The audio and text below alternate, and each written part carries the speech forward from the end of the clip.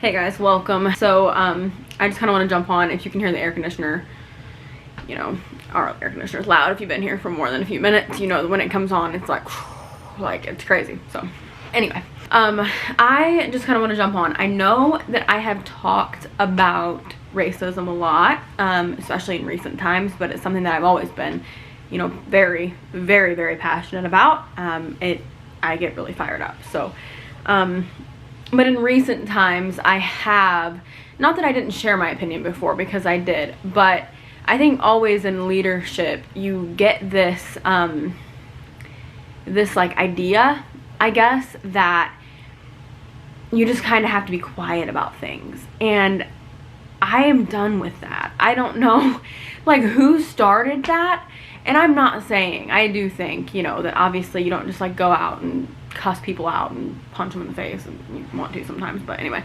you don't do that. But I do think that as leaders, I talked about this in the podcast this week, like in many ways, like we failed at times, and I'm not talking specific people, I'm just saying in leadership, if you don't speak up, what are you doing? Like Jesus, that's what he's for. And again, I'm not talking to specific people. I know that speaking up looks different.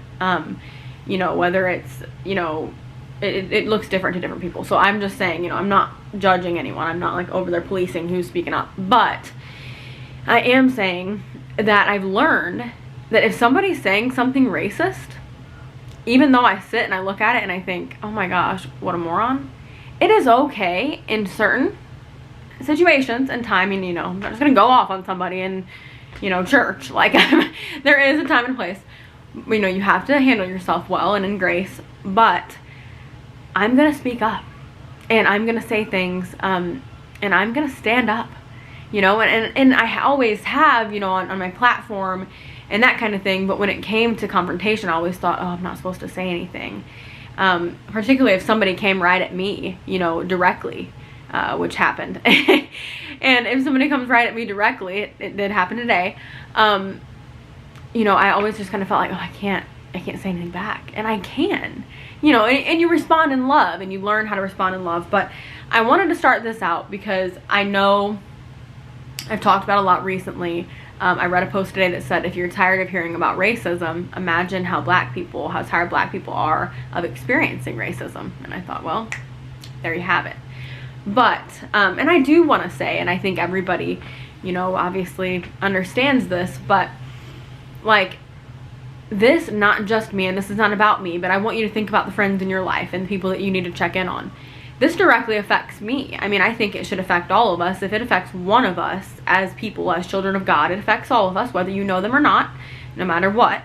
But for me, I am married to a black man. I was just talking to my sister, you know, we're going to have biracial children, and it is sad that we're still dealing with this, that we still have to think about this. It's sad that my husband didn't want to carry my camera tripod the other day because it could have looked like a gun to somebody, and I can carry it. It's very sad that we're still there. Very, very sad. But I think we need to understand, like, it's affecting directly. I mean, imagine if it was your child. I just imagine that. And white privilege allows many white people to not have to deal with it, and so I think they just pretend. And again, this is not all. I'm not making generalizations. I know there are amazing white people. I am not saying that everybody's racist by any means, but I think that even those that don't feel like they're racist often have these racist tendencies because they have white privilege and they don't even realize it. And so I want to first of all say, I'm gonna be straight up with you guys. I have unfriended racists on Facebook. I've done that. I know normally I'm not like an unfriend kind of person, like whatever, but I'm not gonna sit and read racist stuff. I'm not. So I have. Same thing with comments on any of my posts, on anything that I do. I will delete them. I'm not gonna do that. I am messing with it. I have a righteous anger about this, and I think everybody should. But not that I'm any better or whatever, but I have this anger, and I feel like you should be angry too. It's okay to be angry. Jesus flipped tables, but you know, you just got to handle that in the right way. So I do want to say that I will always say that Black lives matter. Do not comment that all lives matter. I understand that all lives matter. I know that. I say this on any social media that I have. All lives obviously matter, but it's just like if you know, if a house is on fire, like everybody's saying right now, if a house is on fire and the fire department come and they're obviously going to spray out, you know, they put out the fire for the house that's on fire, right? They're not going to spray every house in the neighborhood. Doesn't mean that the other houses don't matter. It just means that that one specific house is on fire right now. And history shows that Black people are oppressed and they are targeted. I was just saying, we had a Black man hunted down, Ahmaud Arbery, hunted down. It is out of control. So Black lives matter. I will stand up for my husband, myself, my family, my future children. I will stand up for a better world for them to live in. Yeah, and so I just want to say to Black family and friends and our Black, I mean, we're all family, okay? We are family. And to our Black family, we are sorry that you're dealing with this. I'm sorry for the hurt. A lot of awareness being brought to the Black Lives Matter movement. I think it's really important. So if you're not educated on this topic, okay, no condemnation here. I understand if you've never had to deal with that. But if you're not educated, get yourself educated on racism and on the fact that it is real and it is happening. And also a lot of people are more concerned about the riots happening. I am not saying riots are okay. I am saying that it's really sad that there's a group of people that have been so oppressed and so knocked down and hurt and murdered that they feel like that's the only option. And also, not everybody's rioting. A lot of great peaceful protests going on. But most importantly, I don't want the attention to be on the riots here. And I think that's what a lot of people are doing. The focus of this is that Black men are being murdered rapidly. And it's not right and it's not okay and it's horrific. The focus should not be the riots. Let's not focus on that. I understand, you know, it should be, and actually my sister shared this and I wanted to read it real quick just because I think it's important to speak up.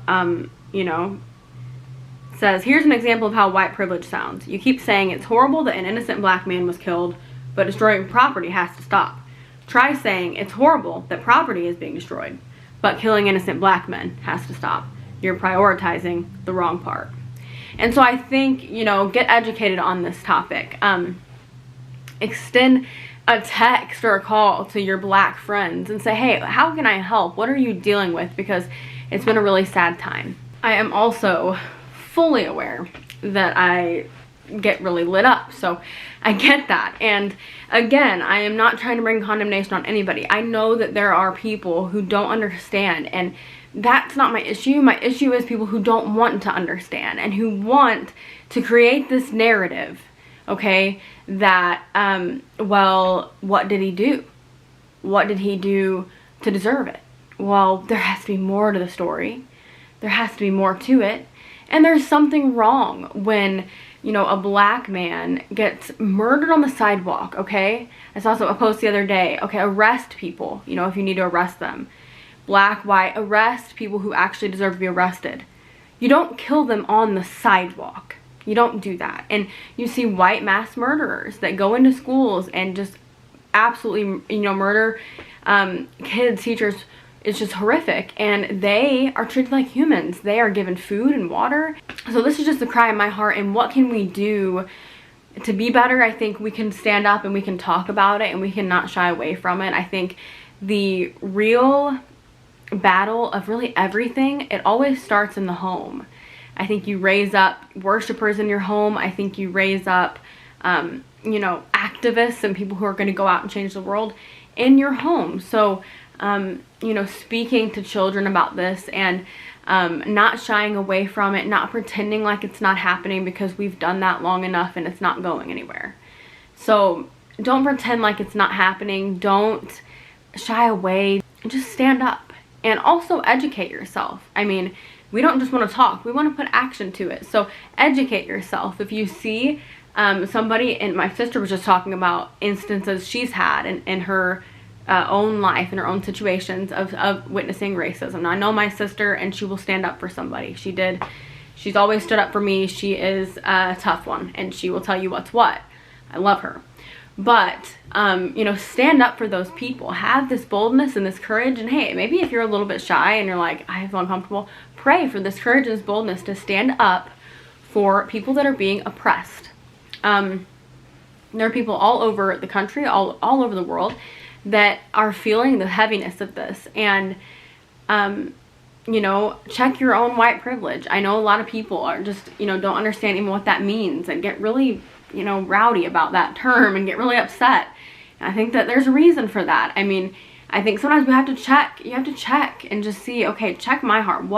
Check your heart. I put that on my post the other day. Check your heart.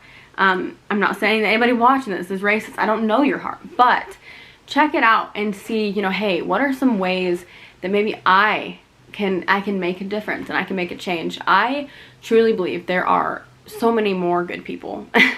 I think that there are more good people, and I think that sometimes the good people just don't speak up.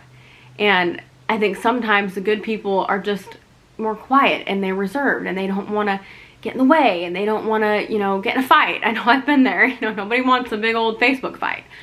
And so it's easier sometimes. It's the easier way out to avoid it. But what we have to understand is the oppressed people don't get the luxury of avoiding this.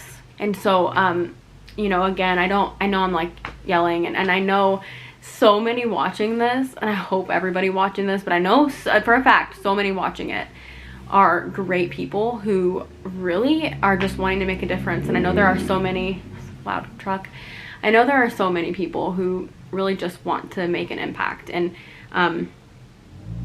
you know, I think kind of everybody's called to stand in a different way. I think having a platform like this, you know, is a way that I'm going to use to speak out against it. And also, you know, in real life, I'm going to stand up for, you know, black brothers and sisters who need somebody on their side. And whether I know you or don't, I will stand up for you. And that's the commitment that I've made. And you know, I'm not perfect. And, you know, I think we're all just learning how to navigate this, and we shouldn't have to. But, you know, I know it's hard. What do I say? I don't want to say the wrong thing. I don't want to offend, but sometimes being silent is more offensive. So I really just think, you know, reach out to your family and friends and loved ones, and instead of always just trying to be right, try to love. You know, instead of always trying to prove a point, try to prove that you care. Love is what changes the world. Love changes it.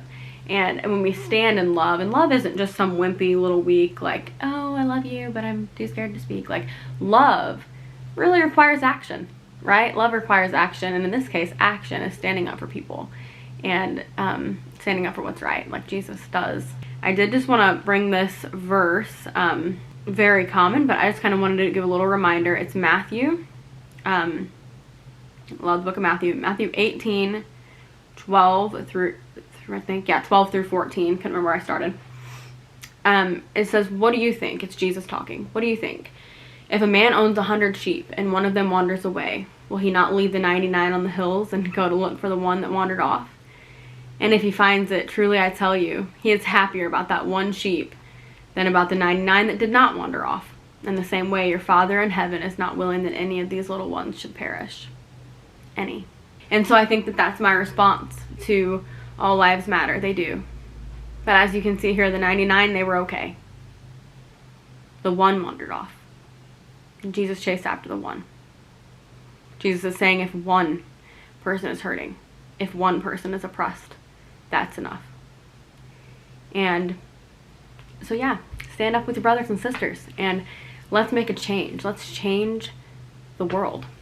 I will keep fighting for you. Let me know if anybody, you know, just needs to talk, or, you know, I just want to be here and use this platform just as a way that I can be there for people. And I know there's so many hurting people, myself included, and we've had to band together and be one. I'm going to continue fighting for you. I will continue fighting for my family. I will continue fighting for a better future for my children, for yours. Let's fight. I always say this, and I think it's especially important today, but remember, you are incredible. Jesus loves you. And I'll see you next time. Don't ever forget that. He loves you so much. Bye, guys.